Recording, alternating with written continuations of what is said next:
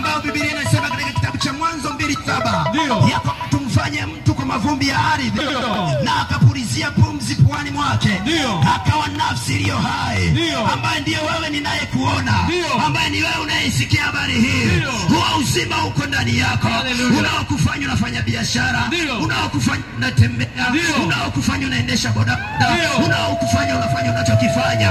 Huo ni uzima wa Yesu, uzima ambao uko katika nafsi yako. Huo ni aina ya pili ya uzima, ambao uzima huu tena hauna ulinzi ndani yake.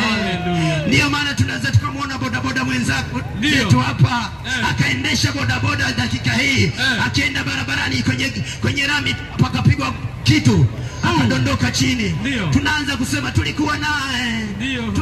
Ni kwa nini? Ni kwa sababu ya uzima ulio katika nafsi ambao hauna ulinzi ndani yake. Uzima huo hauna ulinzi. Usijigambe juu ya uzima huo ulio katika nafsi yako. Uko uzima wa Yesu Kristo, ambao anasema uzima wa milele ndio huu, wakujue wewe Yesu Kristo wa pekee. Uzima wa milele, uzima wa milele. Usijigambe juu ya uzima huo ulionao katika nafsi yako. Unapofanya biashara, uko uzima katika nafsi yako, katika nafsi yako. Huo ni uzima wa kawaida ambao kila mtu anao. Bwana Yesu asifiwe. Amen. Wakuletea uzima wa tatu. Uzima wa tatu ndio huu uzima wa milele. Amen. Huu uzima wa milele ni uzima unaokaa kwenye roho ya mtu. Tumeona ya kwamba uzima wa kwanza unakaa katika damu. Uzima wa pili unakaa katika nafsi. Uzima wa tatu ndio ambao Yesu Kristo kilichomfanya toke mbinguni akaja duniani kumwokoa. Anasema Biblia alikuja kuokoa kilichopotea. Maana yake kilichopotea katika roho yako, ambao ni uzima wa milele. Uzima wa milele. Uzima wa milele. Huo ndio ambao umepotea kwako. Na huu ndio utofauti tulio nao.